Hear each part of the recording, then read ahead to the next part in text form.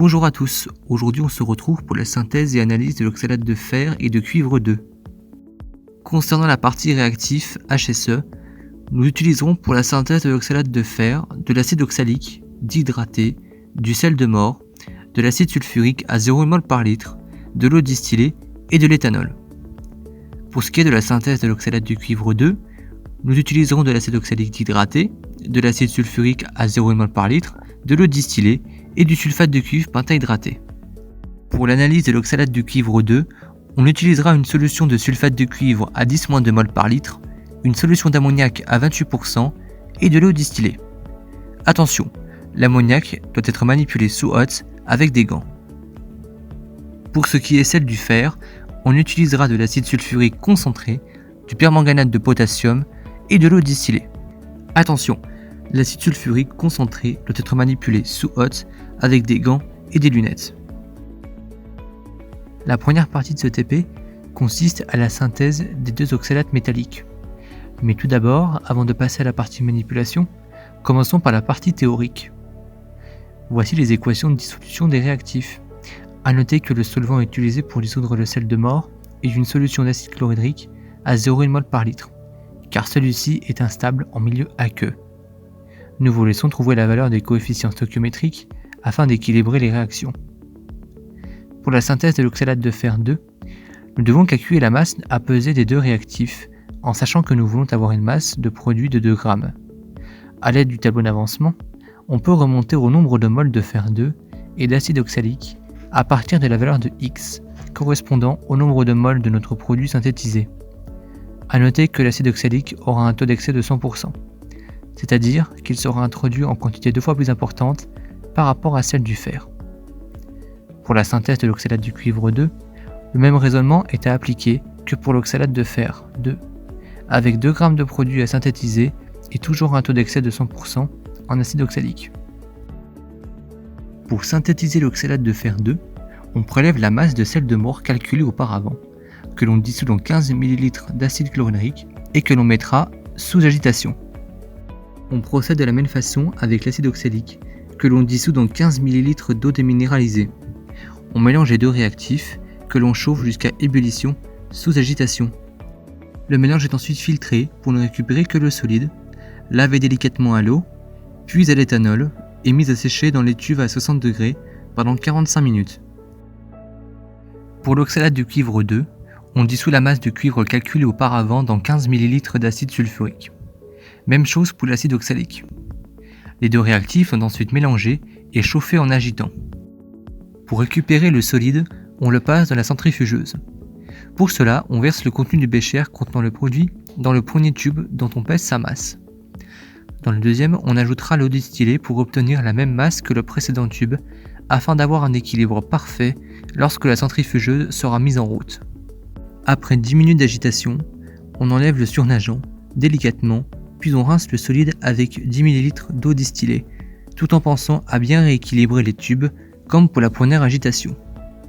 On agite à nouveau pendant 10 minutes, on élimine le surnageant et on place le produit à l'étuve pour séchage. Après avoir synthétisé nos deux produits, passons à leurs analyses. Pour l'oxalate de fer 2, on réalise un dosage potentiométrique par le permanganate de potassium. Celui-ci réagira dans un premier temps avec l'ion fer 2, qui nous donnera la première équivalence et permettra de remonter à la masse de fer présente dans votre produit. Nous vous laissons équilibrer les deux demi-équations ainsi que l'équation globale. La seconde réaction est avec l'ion oxalate et nous donne la deuxième équivalence qui nous permettra de remonter à la masse de celui-ci dans le composé. Nous vous laissons de la même manière qu'avant équilibrer les deux demi-équations ainsi que l'équation globale. Ainsi, nous obtenons les relations à l'équivalence, dont A et B sont les coefficients stoichiométriques des espèces, déterminés à partir des équations bilan écrites précédemment. A noter qu'il ne faut pas oublier d'ajouter quelques millilitres d'acide sulfurique dilué dans l'eau pour aider à la dissolution du composé. Grâce à ces relations, vous pourrez remonter au petit x et petit y pour déterminer la formule du composé. Passons à la partie manipulation de l'analyse. On ajoute dans un bécher 18 ml d'eau, puis 2 ml d'acide sulfurique concentré. il est important d'ajouter l'eau en premier, puis l'acide, afin d'éviter toute projection et émanation de vapeur corrosive. On dissout ensuite 120 mg de l'oxalate de fer 2 synthétisé et on conditionne la burette avec la solution de permanganate de potassium en n'oubliant pas de réaliser le 0 de celle-ci. On versera tous les millilitres de 0 à 4, puis tous les 0,5 de 4 à 25 ml. Pour l'oxalate de cuivre, on veut déterminer le nombre de molécules d'eau associées à celui-ci. Pour cela, on réalise un dosage spectrométrique en utilisant la loi de Beer-Lambert, reliant proportionnellement l'absorbance de la solution avec sa concentration. Vous fabriquez une gamme étalon ainsi qu'une solution inconnue contenant une masse définie de votre produit synthétisé. On utilisera le complexe tétra-aminocuivre 2 et afin de l'obtenir, on fera réagir de l'ammoniac avec du sulfate de cuivre pour ce qui est de votre gamme d'étalonnage et pour la solution inconnue, ce sera de l'oxalate de cuivre 2. Grâce à la loi de Beer-Lambert, évoquée précédemment, vous pourrez déterminer la concentration du complexe dans l'oxalate de cuivre 2. Or, on sait que le nombre de moles en complexe est le même que celui de l'oxalate, et donc le même que celui de cuivre en vue des conditions stoichiométriques. Donc, on peut déterminer la masse molaire de l'oxalate synthétisé à partir de la concentration du complexe, de la masse d'oxalate, ainsi que le volume de l'échantillon, et en déduire le petit n afin de savoir le nombre de molécules d'eau associées à votre produit. Au niveau de la manipulation pour cette analyse, on prélève le volume de sulfate de cuivre nécessaire pour la préparation de chaque solution étalon à partir de la solution mère, puis on ajoute le volume d'ammoniac nécessaire pour fabriquer le complexe et on complète avec de l'eau déminéralisée jusqu'au trait de jauge.